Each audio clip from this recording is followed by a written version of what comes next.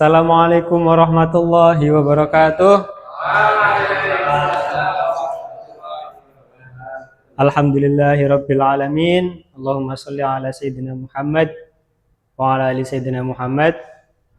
Ya, langsung saja pada pertemuan ke 5 kali ini. Ya kan kinyong moderator. Kita akan membahas tentang iman kepada malaikat, wahyu, kemudian kenabian, mukjizat. Jadi ini sebenarnya satu circle ya.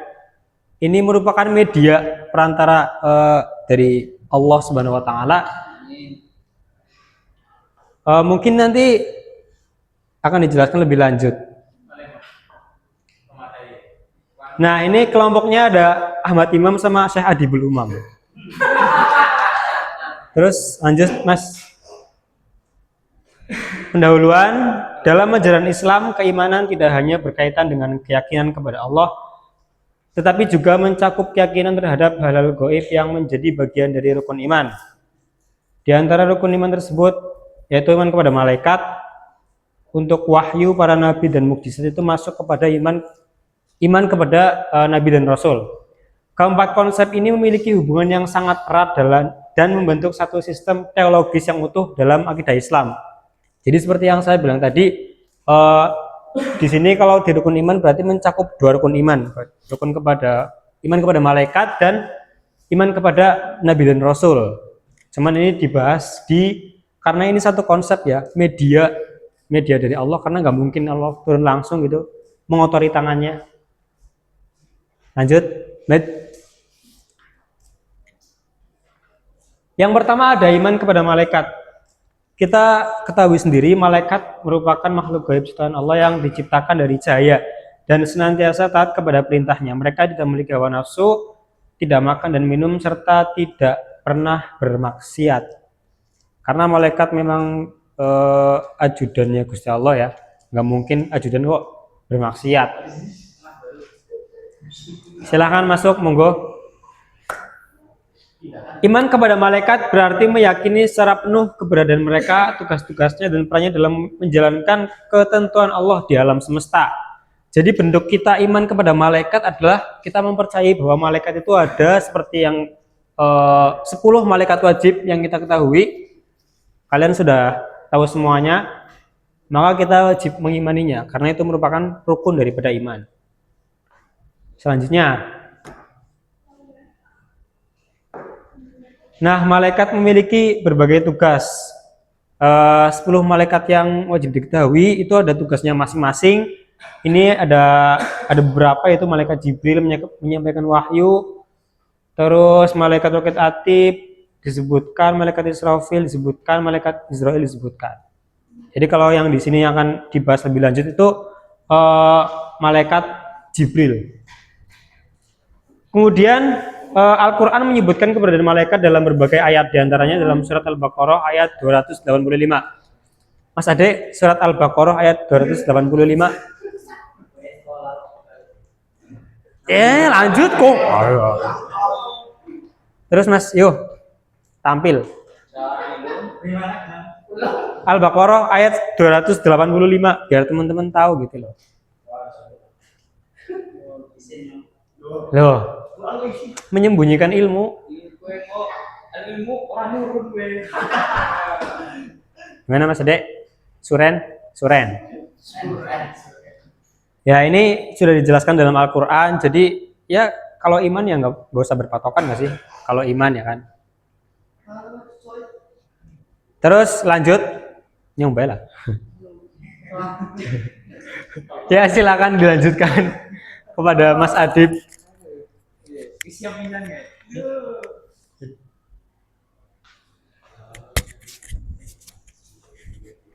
Selanjutnya ada wahyu. Pengertian wahyu adalah komunikasi dari Allah kepada Nabi dan Rasul berisi petunjuk, hukum, dan ajaran yang harus disampaikan kepada umat manusia. Wahyu merupakan sumber utama ajaran agama. Bentuk-bentuk wahyu dapat disampaikan dalam beberapa bentuk, yaitu yang pertama melalui perantara malaikat seperti yang dialami Nabi Muhammad. Yang kedua melalui ilham yang dimasukkan ke dalam hati. Dan yang ketiga melalui mimpi yang benar. Fungsi wahyu berfungsi sebagai pedoman hidup, sumber hukum ajaran, dan petunjuk dalam hal yang tidak dapat dijangkau oleh akal manusia. Kenabian. Nabi adalah manusia pilihan Allah yang menerima wahyu untuk dirinya sendiri dan umatnya. Sedangkan Rasul adalah Nabi yang diberi tugas khusus untuk menyampaikan syariat kepada umat. Nabi mempunyai sifat-sifat wajib bagi dirinya, antara lain sidik, amanah, tablik, dan fatonah. Dan sifat mustahil yaitu kidib, khianat, kitman, balada.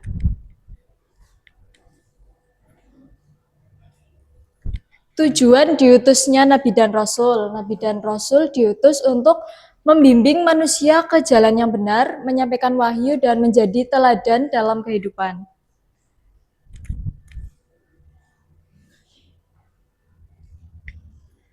Selanjutnya, titis.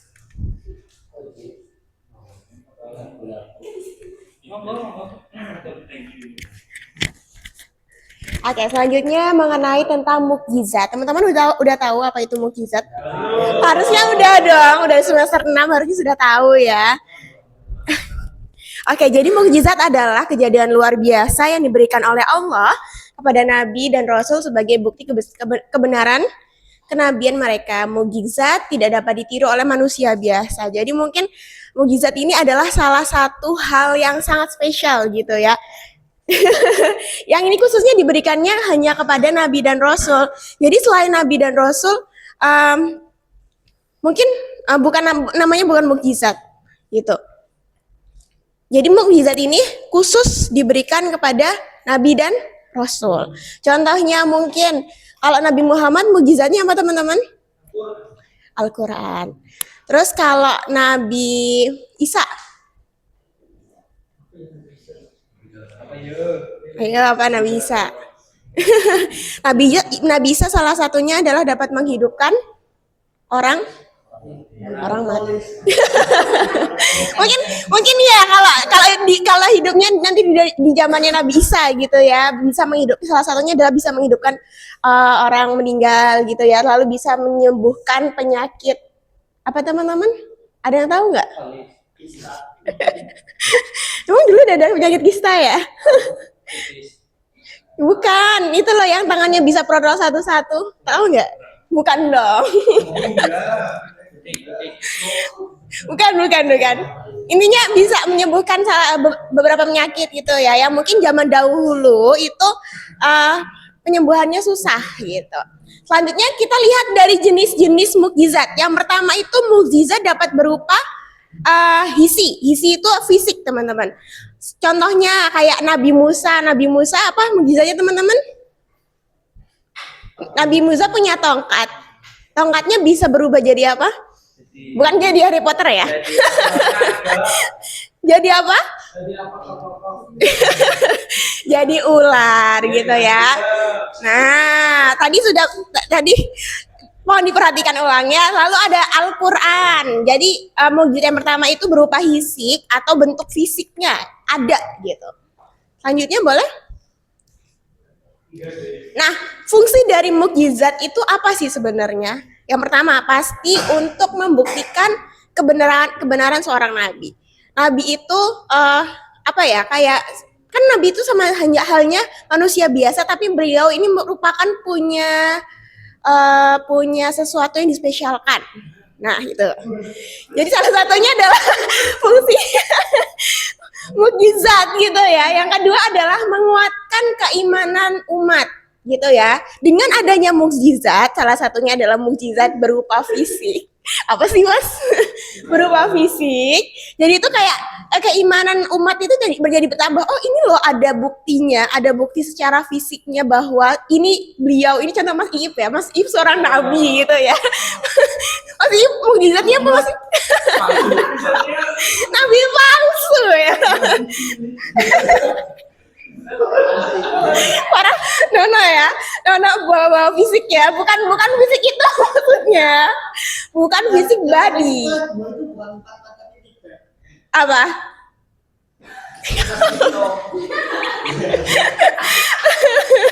Oke, selanjutnya adalah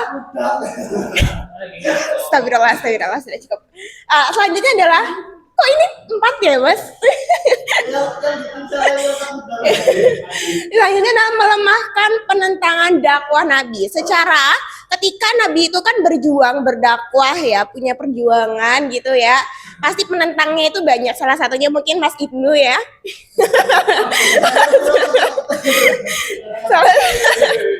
Menentang Nabi palsu gitu loh maksudnya Mas. Ya. Jadi ketika zaman Nabi kan pasti Nabi berjuang menentang umat yang mungkin keras kepala, seperti Mas Ade mungkin keras kepala ya.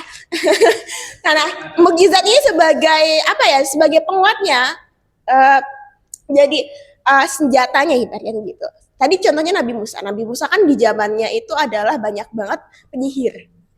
Penyihir, ya kan? Betul namanya penyihir kan? Ya. Nah, kan salah satunya adalah tongkatnya bisa berubah jadi ular ketika beliau ini ibaratnya diduelkan dengan banyak penyihir gitu kan. Nah, itu salah satunya adalah melemahkan penentangan dakwah Nabi. Next. Mungkin selanjutnya boleh Mas. Udah kan tadi udah. Ya, terima kasih untuk semuanya ya. Ya dari awal sampai akhir tadi udah dijelaskan, ada iman kepada malaikat, wahyu, kenabian, dan mukjizat. Sebenarnya udah jelas ya. Dan iman sendiri itu ya apa? Al-imanu apa jenenge? Itu ma'rifatun bil qalbi wal iqraru bil lisani wa amalun bil arkan. Dan semuanya ini termasuk harus kita imani dengan hati. Kalau hanya percaya dengan lisan atau dengan perbuatan ya cuma, kita harus percaya dengan sepenuh hati. Jadi hubungan antara malaikat, wahyu, kenabian, dan mukjizat ini satu kesatuan daripada iman di dalam akidah Islam. Dan masing-masing punya perannya sendiri ya. Entah itu malaikat, wahyu seperti Al-Quran dan yang lainnya, kenabian dan rasul, dan juga mukjizat yang satu persatu tadi sudah dijelaskan fungsinya, perannya masing-masing. Dan semua hal ini menjadi bukti kebenarannya keesaan Allah ya, dengan adanya malaikat sebagai tadi apa? Ajudane Gusti Allah. Karena gitu kan? Tadi kan? Dan yang lainnya. Lanjut. Oh, kesimpulan. Jadi iman kepada malaikat, wahyu, kenabian, dan mukjizat merupakan bagian penting daripada akidah Islam. Dan malaikat berfungsi sebagai perantara wahyu. Wahyu menjadi dasar kenabian, dan juga mukjizat menjadi pembuktian bukti kebenaran kenabian. Dan keempat konsep ini membentuk jadi kesatuan sistem teologis yang utuh dari atas turun ke bawah. Ya kan? Iya. Ya, terima kasih. Mungkin seperti itu. Silakan, barangkali ada yang ditanyakan. Monggo.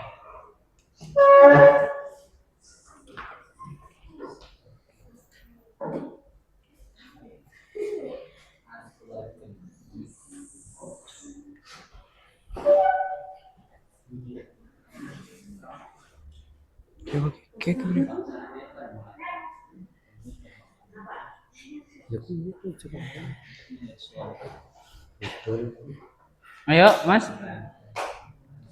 Mas Gali, Mas Holis, ini Masya Allah mahasiswa baru. Baru pindahan dari mana, Holis?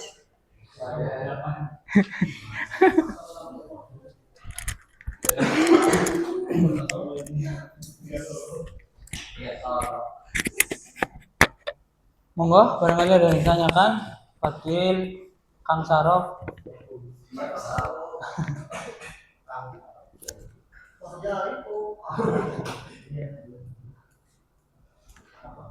Ayo, Dali. Aduh, aduh.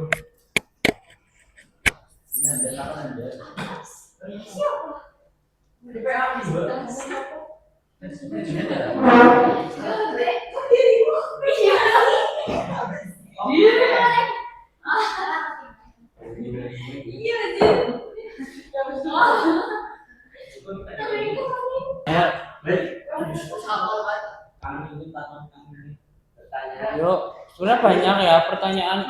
Ayolah, ditanyakan lah. Apalagi sekarang kan? Iya kan?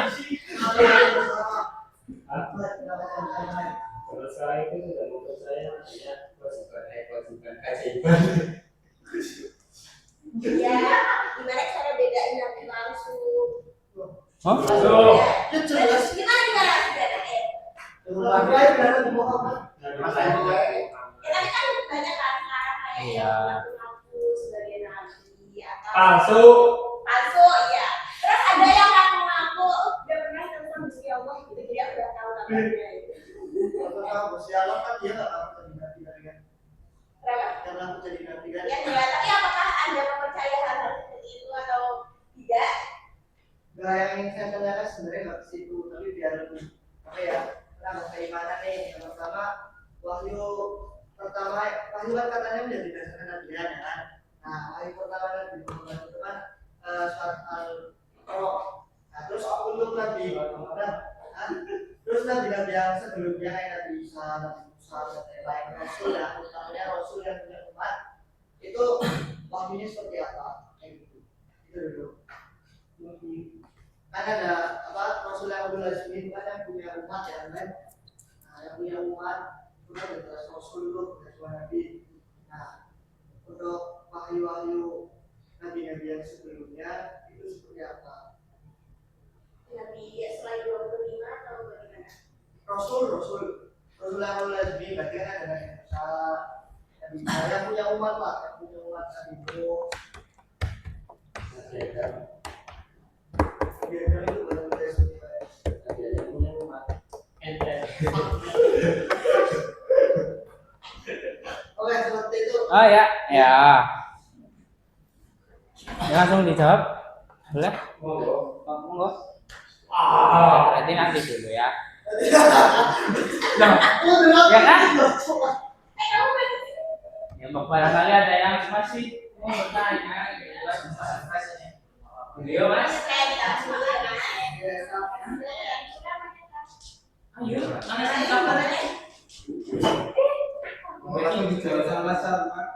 Oh iya betul ya. Langsung aja. Masih proses. Iya.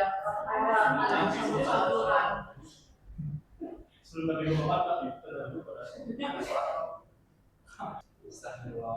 dia punya apa? Nabi Muhammad. Asal tetap bebas. Ya, terserah dia punya kebebasan bertanya. situasi Jessica. Ya. Warta kan berarti.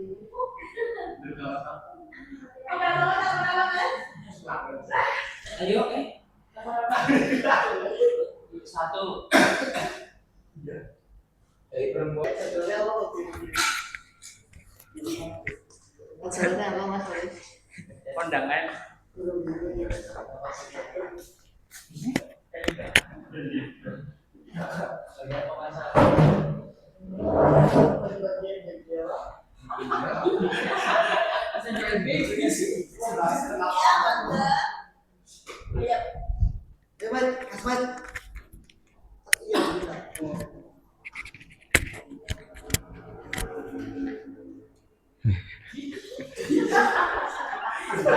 Karena langsung ampun.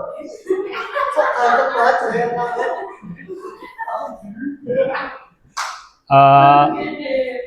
Berarti ini mukjizatnya ulul azmi ya? Ya utama lebih ke wahyunya dulu kan.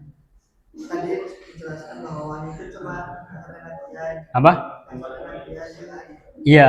Nah, teman-teman kan tahunya wahyu yang dalam sate wahyu yang apa itu jelaskan wahyu dulu. Terus wahyu pertama dari Nabi Muhammad apa, terus Nabi Musa, Nabi Isa, Nabi Nuh, Ibrahim. Kalau kita membahas tentang wahyu, kayak itu kan suatu perantara atau suatu tanda dari Tuhan kepada nabinya kan.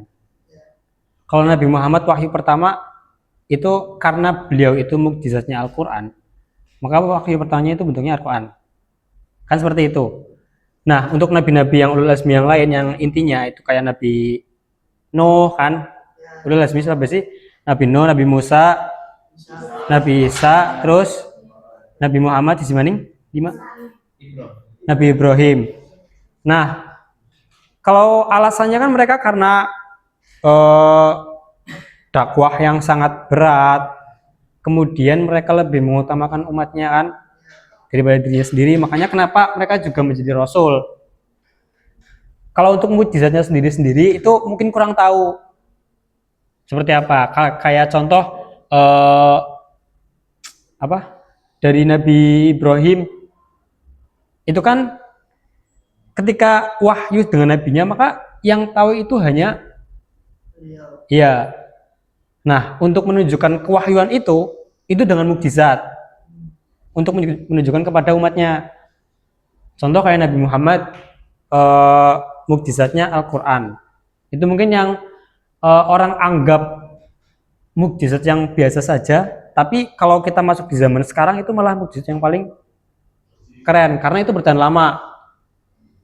Mungkin yang satunya kayak membelah bulan, yang memang karena orang-orang itu lebih skeptis terhadap hal-hal yang memang di luar dari nalar atau otak. Bahasanya itu kan khariqul adah, keluar dari kebiasaan. Mungkin seperti itu. Jadi untuk kewahyuan dan nabinya itu saya kurang paham karena belum membaca ya, daripada saya menjawab terus salah. Tapi untuk menunjukkan bahwa mereka itu merupakan nabi, itu menunjukkan wahyunya tersebut itu mereka dengan mukjizat. Contoh Nabi Ibrahim gak bisa dibakar. Tapi kan mereka, Nabi Ibrahim tidak tahu bahwa api itu tidak bisa membakarnya. Begitu juga Nabi Musa. Nabi Isa yang bisa Iya. bicara. Mereka Nabi itu nggak tahu bahwa Nabi Musa nggak tahu bahwa tongkatnya bisa berubah jadi ular membelah lautan. Dan mungkin kalau tongkat itu sekarang masih ada digunakan oleh Iib, itu nggak bakal bisa membelah lautan. Ya kan, karena beda orang. Kan kalau memang masih ada seperti itu. Dan juga cerita-cerita mukjizat itu sudah terkumpul di Al-Quran. Yes. Jelas. iya sudah ada Ya udah, kamu nggak mau bikin cerita baru? cerita. Cerita sendiri aja rumit ya. Ya mungkin seperti itu ditunjukkannya. Dan mungkin ketika mukjizat itu dikatakan dengan sesuatu yang di luar nalar, itu ya semua yang di dunia juga di luar nalar nggak sih? Tapi ini kan kalau Nabi Muhammad kenapa tadi ada yang bilang Al-Quran kalau hari ini seperti hari biasa. Kenapa Nabi Muhammad itu menurut saya kenapa Nabi Muhammad itu dapat mujizat Al-Quran? Karena memang pada zaman tersebut di zaman Nabi di Arab, kalangan Arab itu banyak para penyair. Nah, maka Nabi Muhammad yang tidak bisa menulis dan membaca kok bisa membuat syair yang seindah itu. Jadi kenapa mujizatnya Al-Quran untuk mengalahkan para penyair-penyair seperti Umar bin Khattab itu kan penyair yang Pegulat. keras. Selain pegulat dia juga pintar nyair ya. Terus Kayaknya. ketika membaca surat Toba-nya hati beliau luluh dari masuk Islam.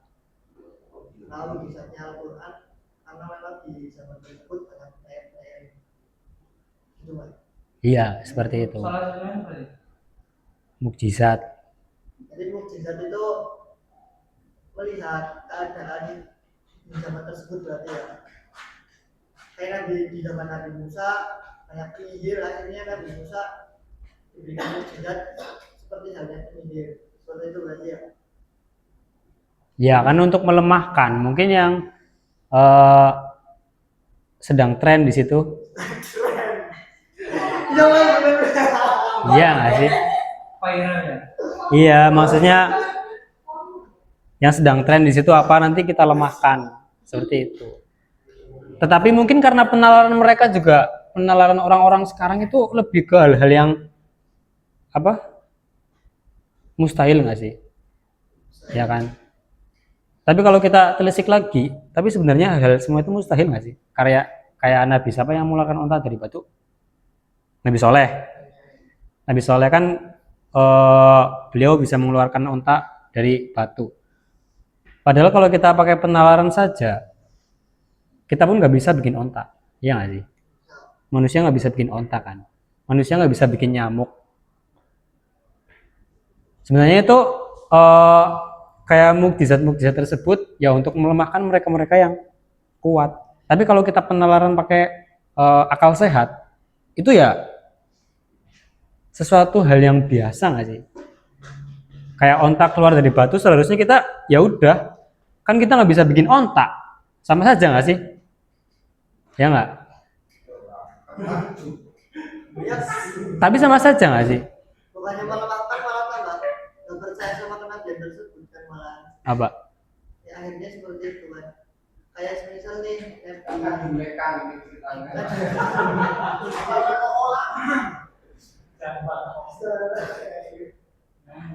Kasih mau. apa sih ini? Apa?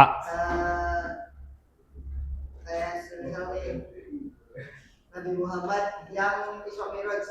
Ya.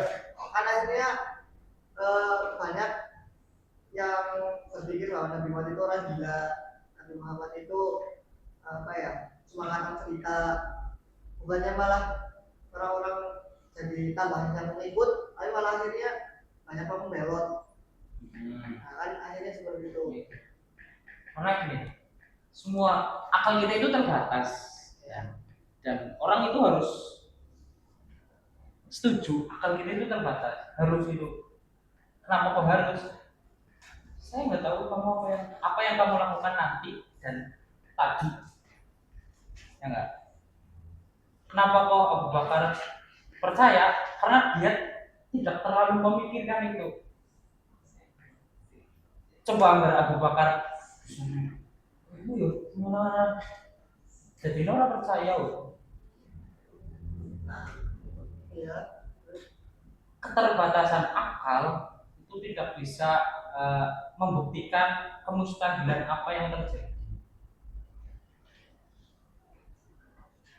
Nah, makanya dari pertanyaan tadi kita kembali ke masa kini nih. Masa kini nih kan juga banyak ya orang-orang Islam, tapi Islamnya itu cuma turunan ya kan. Nah, bagaimana keimanannya itu juga mulai bertambah. Sedangkan untuk tentang cerita Isra Mi'raj saja masih banyak yang ragukan seperti itu. Apalagi orang-orang zaman dahulu. Ya mungkin hari ini Islam banyak sekali ya orang-orang Islam. Cuman pas waktu itu Nabi sudah berdakwah. Nah, utamanya pas Isra Mi'raj tuh kan banyak yang akhirnya membelot. Bahkan penghinaan kita.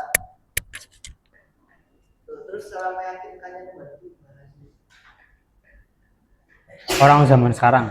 Ya dari zaman dulu terus ya, hari ini. Sebenarnya untuk zaman dahulu nggak tahu ya karena saya belum lahir. Kalau di zaman sekarang mungkin lebih ke sebenarnya sudah ada pengingatnya. Contoh kita semua lah kan dikasih kesusahan. Kan kita ingat Tuhan kalau susah doang kan. Itu kan merupakan sebuah apa? Kayak Tuhan itu sengaja mungkin di situ. Karena kan kita nggak lulus kalau belum ujian ya nggak sih? Nah mungkin untuk mendekatkan diri kepada Tuhan atau lebih percaya atau biar iman kita nambah. Kayak Tuhan itu ngasih ujian. Nah memang ujian kan itu ada. Cuman zaman sekarang itu kayak mereka itu nggak sadar. Sebenarnya ujian itu buat mereka lebih dekat kepada Tuhannya, bukan malah menyalahkan Tuhan. Seharusnya, karena mungkin dalam bahasa Tuhan kan kita nggak tahu seperti apa. Apalagi orang zaman sekarang itu maunya instan. Ya nggak sih? Invest Bitcoin maunya seminggu langsung naik 40%. Ethereum aja turun. Kan seperti itu gampangannya. Kalau kita bahas motivasi-motivasi, banyak sekali sekarang influencer-influencer yang mereka itu hanya mengandalkan kata-kata motivasi. Apalagi kalau motivasi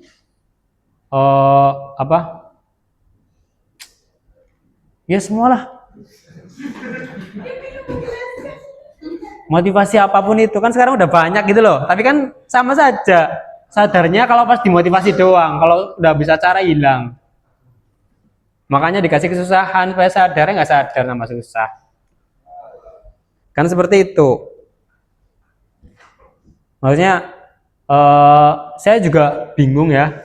Kadang kan kita pernah lah merasakan susah. Tetapi mungkin Tuhan itu ingin kita lebih bersabar nggak sih? Yes. Iya, lebih bersabar. Udah sholat, masih saja susah. Padahal itu juga udah jawaban. Lagi susah, sholat terus, tapi susahnya nggak keluar-keluar. Jadinya sholat terus. Paham nggak? Nanti kalau susahnya udah keluar, sholatnya mandek. Ya nggak sih? Kan kebanyakan dari kita sekarang seperti itu. Ingat Tuhan kalau susah, kalau lagi senang Astagfirullah. nggak ingat. Iya, maksudnya kita dikasih uang, kita dikasih uang 100.000 aja nggak mau sedekah, apalagi mau dipasain uang 1 juta. Kan gampangnya seperti itu. 100.000 aja nggak bisa menjaga untuk kebaikan, apalagi kita dikasih 1 juta. Foya-foya bos. Sabar. Ya mungkin seperti itu cara Tuhan untuk menyadarkan orang di zaman sekarang. Karena ketika dikasih satu kesenangan saja mereka udah lupa. Makanya susah banget, susah. Baru emang kalau emang sudah sadar pasti lulus. Seperti itu. Tapi syaratnya syaratnya ikut ujian harus ikut masuk sekolah ya. Itu. Sholat maksudnya. Kan nggak mungkin nggak ikut ujian tapi lulus. Istidraj. Salah berarti Pak. Salah berarti. Apa? Ya kau miskin bayar ya, kalian bulan bayar. Kau dari dewa lewat sufi bagaimana? Nah itu ada bahasanya istidraj. Itu lebih berbahaya lagi. Di dunia mungkin dia nggak pernah sholat, nggak pernah tapi rezekinya lancar, nggak pernah sakit, keluarganya mungkin itu ya naudzubillah ya, itu istidraj bahwa Tuhan udah nggak peduli sama orang itu. Biar nanti dihukumnya lebih marem. Seperti itu. Iya. Jadi yang penting contoh istidraj yang paling apa ya? Yang paling ini buat orang-orang miskin kayak kita. istidraj. Buat orang-orang miskin kayak kita istidraj. Ya, kalau untuk orang-orang miskin ya, Ya kayak kita ini. ya nggak sholat tapi masih hidup dan bisa ngerokok. Itu istidraj. Kalau menurut saya untuk orang-orang miskin ya. Masih mabar di malamnya, masih ngerokok, ngopi, nggak sholat isya, tidur jam 3 nggak subuh, nggak berangkat kuliah. Masih hidup, besoknya sama lagi seperti itu. Itu istidraj. Iya, Pak Yusuf.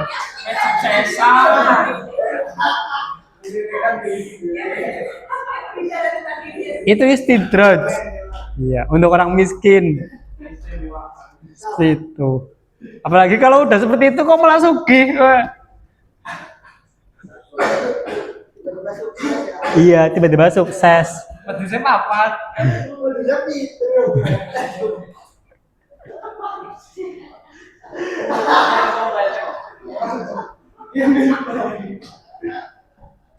Ya mungkin seperti itu kawan-kawan tentang mukjizat wahyu kenabian bahwa dari Allah itu turun kepada malaikat kemudian menyampaikan wahyu kepada nabi, kemudian untuk membuktikannya kepada orang-orang itu pakai mukjizat. Itu seperti itu. Nah, mungkin ada untuk orang yang bukan nabi itu namanya ilham. Iya. Karomah seperti itu. Iya, ilham.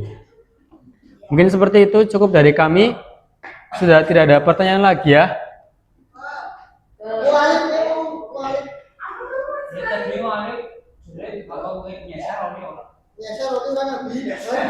Hah? Boleh dong, bahkan Allah itu mensifati Nabi Muhammad dengan Nabi itu ya makan, ya minum, ya ke pasar. Nyeser ya boleh bos, gas.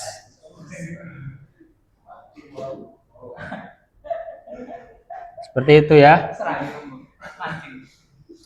Sudah tidak ada pertanyaan lagi.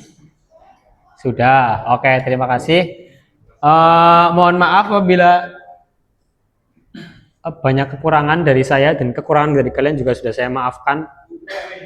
Dari kelompok saya juga kekurangannya sudah saya maafkan, dan apabila ada kelebihan diambil saja. Wallahul muwaffiq ila aqwamit thoriq. Wassalamualaikum warahmatullahi wabarakatuh.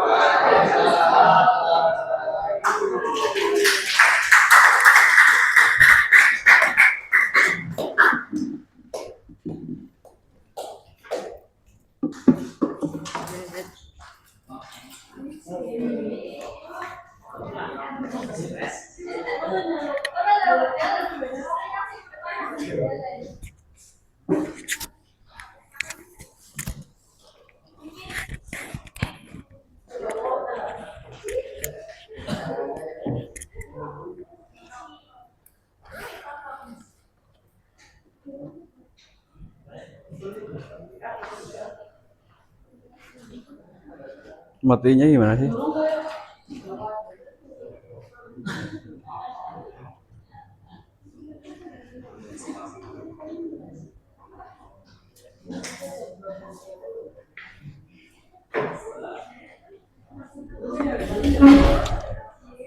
Ada penghapus nggak? Apa ya?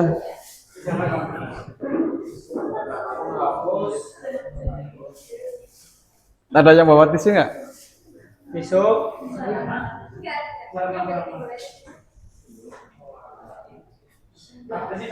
Ya udahlah, udah cukup. Nggak usah. Apa tadi? Wahyu. Terus ilham. Apa lagi? Insting. Apa lagi?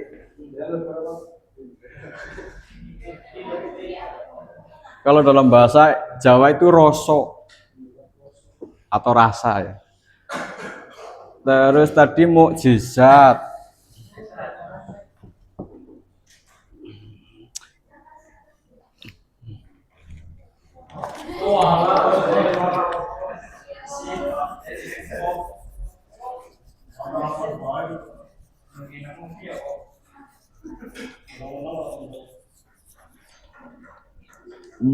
Mukjizat, karomah, terus keistimewaan,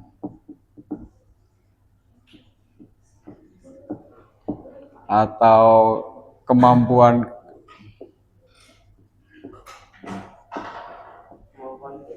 kayak kemampuan luar biasa lah. Iya, di luar nulur.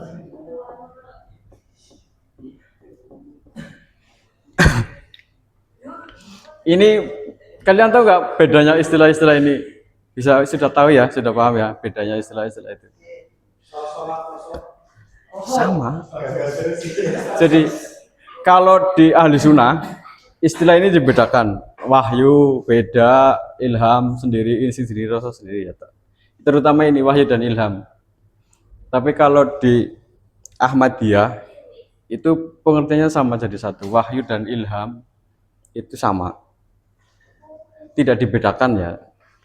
Jadi dibedakannya kalau di ahli sunnah dibedakan karena untuk menghormati strata kenabian wae jadinya. Sebentar. Kalau wali karomah ya? Sorry. Karomah di sini ya? Sorry. Kalau karomah di sini, sorry. Karomah. Sebentar. Karomah itu kait sama dengan mukjizat ya? Sebentar. Benar ya, ada karomah sama ya? Kalau wahyu bener tadi kalau wali nggak dapat wahyu, tapi dapatnya apa? Ilham ya. Ilham atau tadi insting atau rasa atau rasa. Ini sebetulnya sama. Wahyu, ilham, insting, rasa itu sama. Hanya ketika dimatikan dulu lah. Kan wajib belajar. Belajar kan wajib. Kalau sholat azan kan sunnah. Ya, jadi wahyu, ilham, insting, rasa itu sama. Hanya bedanya kalau itu untuk nabi jadinya wahyu. Kalau untuk para wali, ulama itu namanya ilham. Kalau untuk orang biasa insting gitu ya. Terus orang Jawa menyebutnya rasa atau roso. Roso yang di hati itu loh, bukan rasa manisnya kecap atau rasa dinginnya es, bukan itu, tapi roso yang cinta itu loh, seperti cinta itu, kerentek gitu kan. Ya itu.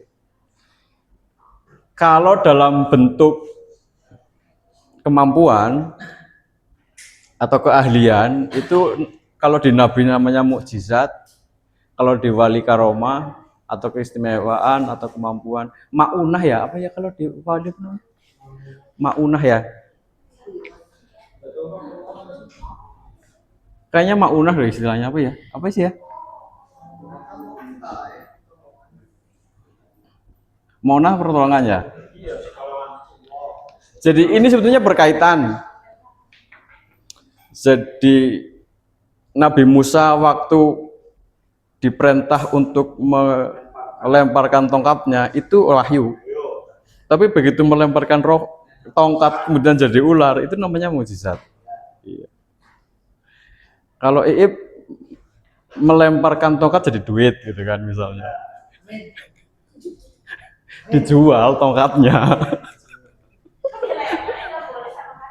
Oh itu nggak boleh ya? Boleh lah. Jadi wahyu dan mukjizat itu berkaitan. Jadi ilmunya atau informasinya itu namanya wahyu, tapi hasilnya atau luarannya atau produknya itu namanya mukjizat. Quran juga sama. Jadi ilmunya itu wahyu, tapi begitu dikeluarkan jadi Quran. Terus apalagi ya? Di Nabi Isa juga sama. Jadi ilmunya itu wahyu, begitu dikeluarkan untuk menyembuhkan orang misalnya, itu jadi mukjizat. Di wali juga begitu. Ilmunya itu ilham, nanti begitu dipraktekkan bisa untuk misalnya menyembuhkan orang, menyantap. Ya itu cuman hanya beda namanya. Kalau untuk tingkatan nabi itu wahyu dan mukjizat, kalau untuk tingkatan para wali itu ilham atau karomah. Kalau untuk tingkatan manusia biasa ya insting. Orang Jawa menyebutnya rasa, terus mukjizat, karomah itu kan keistimewaan atau bisa dibilang kemampuan luar biasa yang itu tidak bisa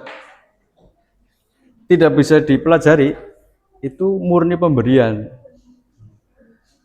tidak ada orang belajar ilmu supaya dapat wahyu, nggak ada itu ilmu untuk mendapatkan wahyu kecuali wahyu.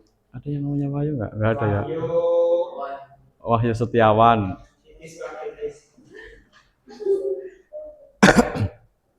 Jadi kalau yang ini, ya itu benar, Nabi Isa itu nggak tahu, Nabi Musa itu nggak tahu bahwa tongkat yang dipegang itu bisa jadi ular. Tapi begitu dia dapat wahyu, lemparkan tongkatnya, gitu. Dilemparkan jadi ular. Nabi Muhammad juga sama, waktu membelah batu kemudian keluar airnya, nggak tahu, awalnya nggak tahu bahwa batu itu bisa keluar airnya. Begitu ada perintah untuk membelah batu, kemudian ternyata, dan itu kemudian orang menyebutnya mukjizat. Sampai di sini nggak bingung kan membedakan antara mukjizat, wahyu dan mukjizat? Kalau definisinya tadi sudah disampaikan.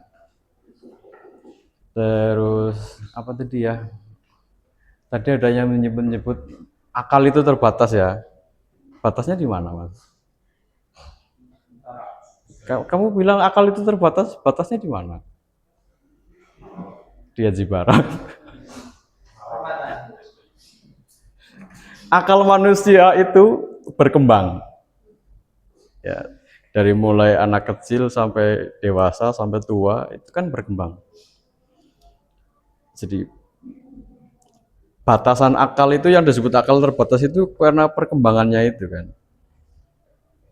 Jadi anak yang baru usia 3 tahun misalnya belum bisa memahami 1+1 itu 2. Itu berarti kan terbatas akalnya.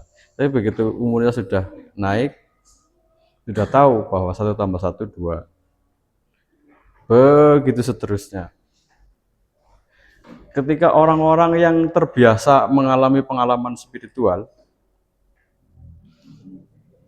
itu akalnya akan menjadi lebih kompleks atau informasinya lebih banyak. Jadi dia lebih bisa memahami banyak hal yang menurut orang awam di luar nurul itu. Tapi bagi dia yang karena terbiasa mengalami pengalaman spiritual, itu nggak heran. Ya tahu bahwa itu kehendak dari sana, tapi tidak heran atau ora gumun gitu loh. Ada yang pernah mengalami pengalaman spiritual? Polis.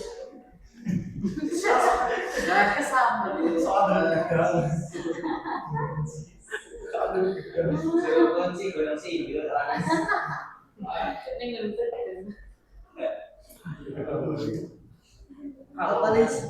Oh, beres spiritual banget kan muri. Dengan ibadahnya menurut dupa. Kalau temennya spiritual lah. Terus tadi istidroj, yaitu pengertiannya begitu ya. Apa sih namanya bahasa sederhananya itu tadi ya, Tuhan sudah membiarkan gitu ya, atau iya benar ya tadi istidroj itu ya. Sebetulnya istilah istidroj itu istilah yang muncul belakangan atau ramai pembahasan itu di belakangan ya. Kalau bicara tentang ilmu kalam, teologi itu tidak ada pembahasan istidroj atau ya ilmu kalam yang awal ya, ilmu kalam awal era-era Imam Abu Hasan, Imam Abu Mansur itu belum membahas sampai ke sana. Yang dibahas itu tadi keesaan Tuhan, sifat-sifat Tuhan, keadilan Tuhan. Kalau istidroj itu sudah pembahasannya ke sini. Sudah ilmu kalam generasi ke sini. Sahih Ibnu Athaillah itulah generasi-generasi itu ke sini. Dan itu istidroj itu sudah, kalau di fikih ya sudah pembahasan furu.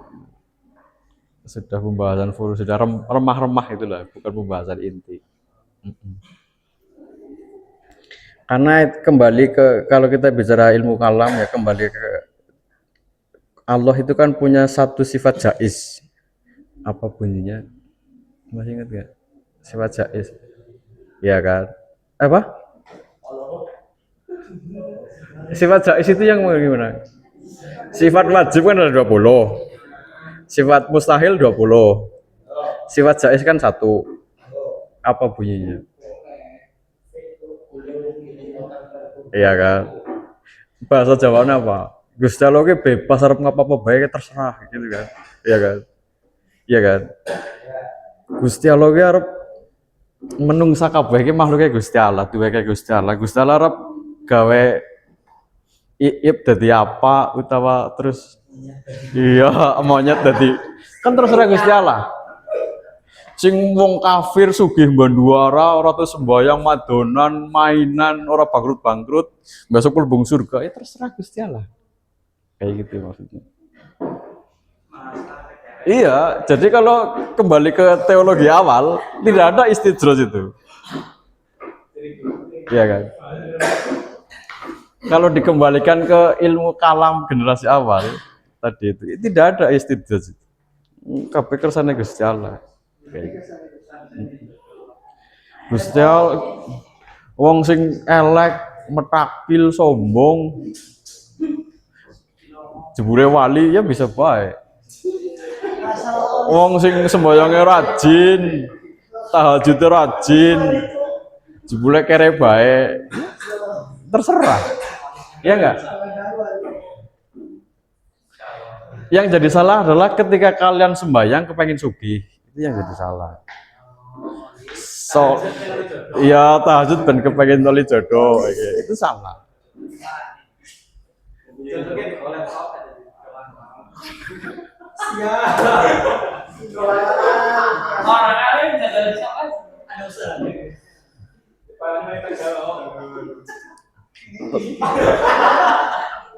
Kalau teman saya itu orang tahu-tahunya ijik-ijik sholat duha gitu ya. Dia kan setiap hari ke pasar ya. Begitu setelah sholat duha dia di jalan kena tilang dia.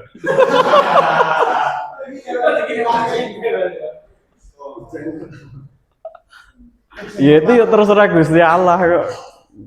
Gusti Allah ada sifat jais yang tidak bisa ditentang siapapun. Oh gitu ya.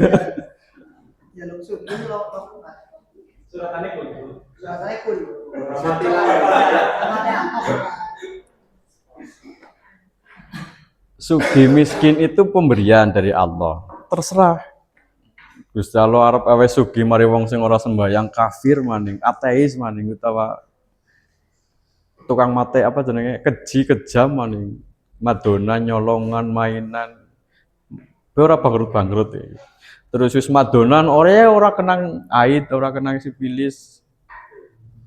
Nanti kabeh wong pada apa jenenge korbane akeh tapi akeh sing seneng ya. Ya bisa saja itu terserah Gusti Allah. Ana wong sing sembayang rajin, ngajine beli nyantri wis 30 tahun. Apal kitab.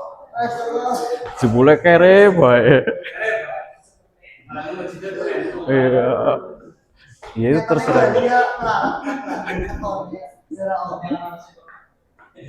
Itu terserah Gusti Allah. Karena manusia itu bukan siapa-siapa atau makhluk. Ya bahasa kasarnya mainan.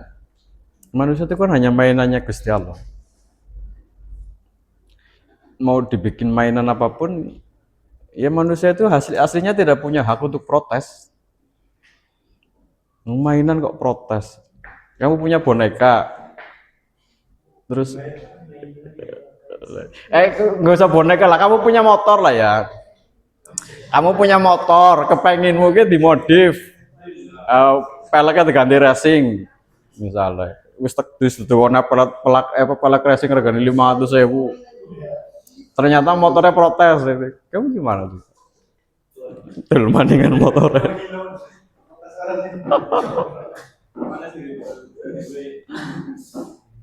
Manusia itu kan hanya mainannya Allah. Ya terserah.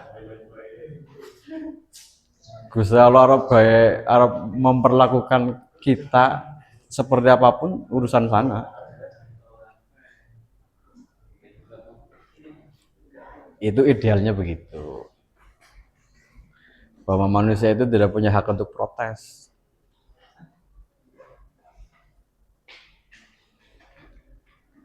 Sampai di sini ada pertanyaan lagi nggak? Mau pulang? Mau pulang? Tahu dia dari Bali kan.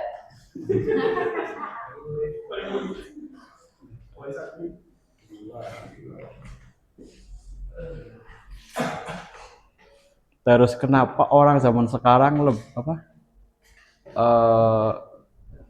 lebih tidak percaya gimana tadi? Untuk hal-hal gaib, orang zaman sekarang lebih apa? Tadi ya, orang sekarang lebih cenderung rasional, tidak mempercayai hal-hal gaib ya, daripada orang zaman dahulu. Ya kalau kita bicara sistem pendidikan ya itu juga ada andilnya sih di pendidikan. Karena orang zaman sekarang kan pendidikannya lebih ke arah modern itu tadi ya. Pendidikan modern kan meninggalkan hal-hal yang non rasional atau metafisika. Pendidikan modern itu kan menuju ke pendidikan yang materialistik, rasional, fisik, materialis, bukan materialistik dalam arti duit ya. Material itu materi ini loh, materi benda-benda ini juga materi kan. Kalau pendidikan zaman dahulu yang tidak modern kan metafisika. Manusia ketika berbicara manusia yang dibicarakan tidak tubuhnya tapi ruhnya, nafsunya, ruhnya, aspek-aspek yang metafisik yang tidak terlihat. Kalau ilmu modern kan bicara manusia yang dibicarakan fisiknya. Kata dokter kalau sakit kepala, oh berarti obatnya obat sakit kepala. Kayak gitu kan. Padahal kalau menurut ilmu zaman dahulu kan orang sakit kepala bisa macam-macam, bisa karena santet, pelet, atau lagi ada duit, atau belum makan, atau landudut, atau lagi sirik karo kancane kan bisa juga. Tapi kalau ilmu modern kan enggak, diarahkannya ke arah materi itu tadi. Sakit kepala, oh salah pola makan atau salah pola hidup, pola pikir. Itu kan hal-hal materi. Sehingga menjadikan anak-anak zaman sekarang terbiasa untuk berpikir yang logis, materialistik. Berat untuk diajak berpikir metafisik. Berat. Jadi untuk memahami iman itu berat. Untuk memahami Tuhan yang gaib itu berat. Jadi untuk mengembalikan, ya berarti kita harus belajar seperti ilmu-ilmunya orang zaman dahulu itu. Untuk mengembalikan itu kita harus belajar ilmu-ilmu zaman dahulu. Orang zaman sekarang kayak gini wae lah, mbah-mbah kita atau mungkin buyut-buyutmu. Kalau di generasi saya ya mbah lah ya. Orang-orang yang sudah yang meninggalnya tahun 20-an 2020 atau 2010-an kan yang umurnya sudah waktu itu 80-an kan berarti dia hidup di era-era tahun ya era Soekarno kan. Orang-orang yang hidup di era Soekarno itu kan orang-orang yang terbiasa dengan tirakat. Rata-rata orang-orang kayak gitu kan punya susuk, ya kan, dua susuk, pernah tirakat, minimal ngasrep, mutih atau puasa, kayak gitu kan. Sehingga aktivitas seperti itu kan mengasah batin, bukan mengasah pikiran, mengasah batin. Jadi batinnya lebih terasa, makanya instingnya lebih kuat. Terus indera perasanya atau rasanya itu lebih tajam. Pengalaman spiritualnya yaitu tadi banyak mengalami pengalaman spiritual. Kalau anak-anak zaman sekarang kan puasa Ramadan aja males ya. Iya enggak? Apalagi disuruh tirakat. Enggak.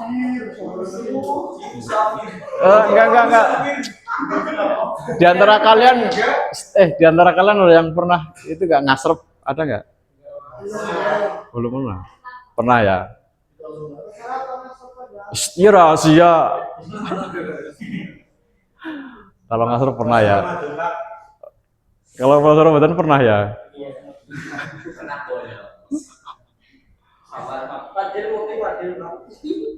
Kalau Olis putih Pak. ada yang pernah mati gini? Olis. Sundayana apa Pak? Masya Allah. Kalau anak zaman sekarang jarang sekali, jarang ngerowot. Mas Olis banget ya, Mas Pondok Pak. Pokoknya kabeh hafalan itu jajan Olis Pak.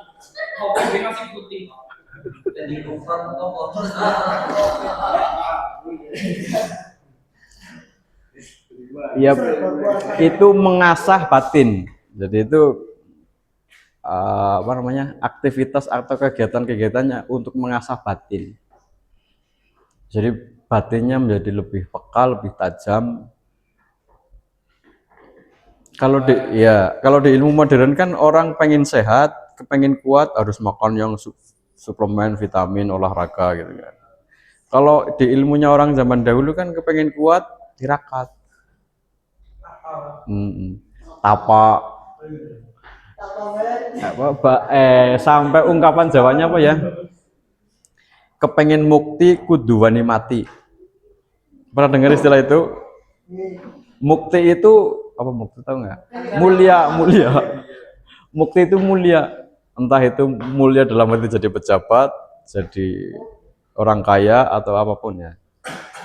Kalau kepengen mukti kudu wani mati. Wani mati itu ya itu tadi, berani tirakat, berani menahan lapar, berani menahan kantuk. Saya hanya bisa ngomong wae ya. Saya juga belum tentu bisa praktek sih. Kepengen mukti kudu wani mati. Apa mending ya? Ada ungkapan lain apa ya? Tapa berat. Yang saya ingat itu kepengen mukti kudu wani mati. Kalau orang sekarang kan nggak kepengen mukti dalam arti sugih misalnya, itu ya ngerampok atau korupsi, kripto, dodolan sabu gitu kan, dodolan sabu apa nih?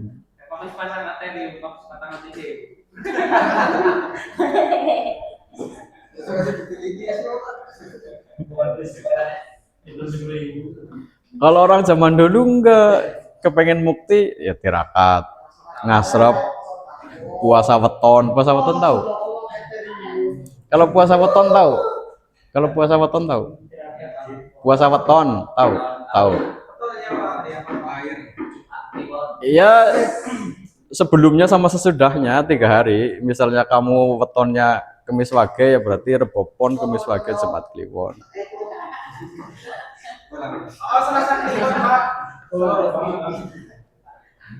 Pasaran kamu paham nggak Pon Wage Kliwon tahu? Jangan-jangan kalian nggak hafal lagi. Apa coba? Pon Wage Kliwon siki dina Selasa apa?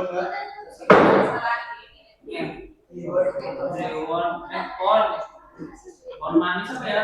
Lebih manis ya? Lebih pakai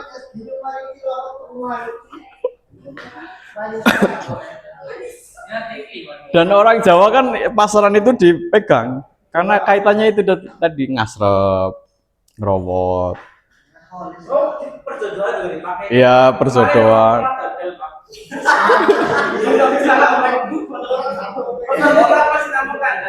Bikin rumah.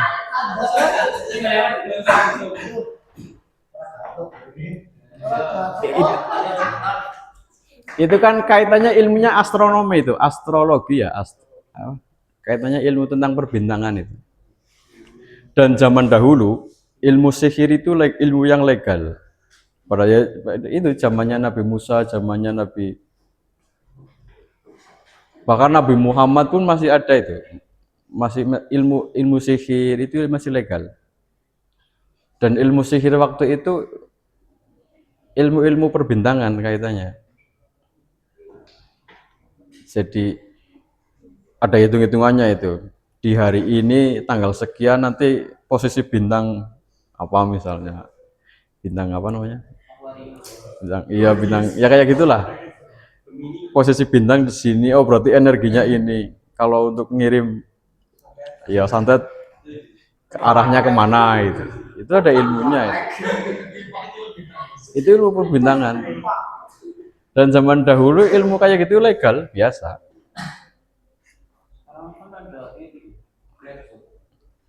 Oh iya sekarang ya, sekarang mainnya teror itu ya, GrabFood.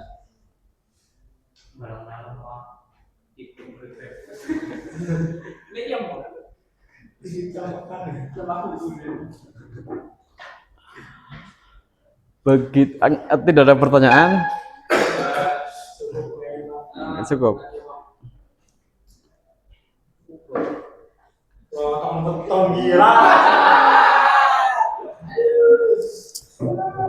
Tapi tadi diskusinya kayaknya hidup sekali ya, mewakili perasaan pribadi masing-masing kayaknya.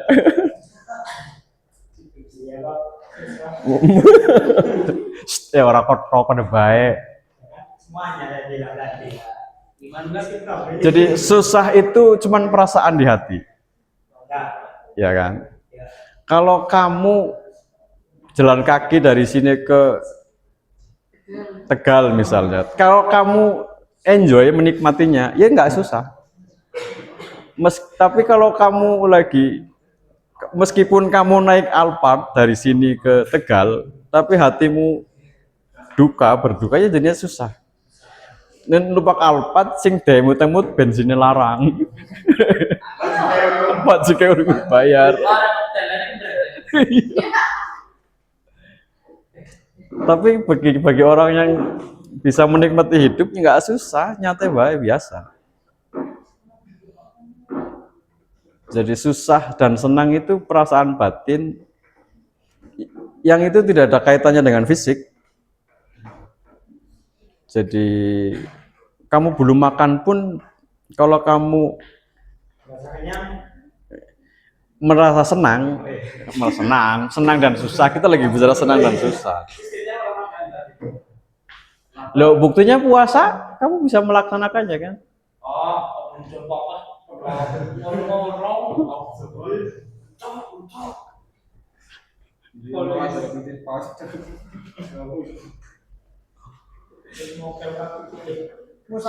Musafir ya. Iya kan, sekarang sih mengenakan musafir, oli bolak-balik ping 50 tapi. Iya, kan 20. Iya kan 20 kilo kan, cilok kene kan pira 10 kilo ya, 10 kilo ping 50 pira 50. Masih kurang. Oh, masih kurang ya. Ping 80. Ping 80 berarti oli bolak-balik. 63 kilo man. 63.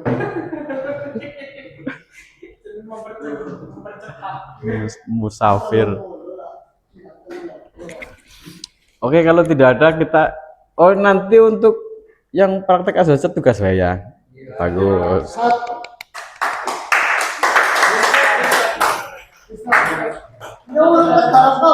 Gimana sih? Ini garap lah. Ya.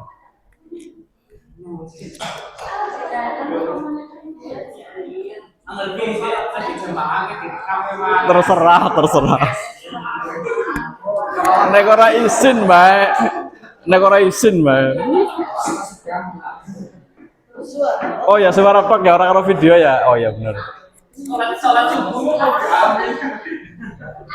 Segitu sisa ya.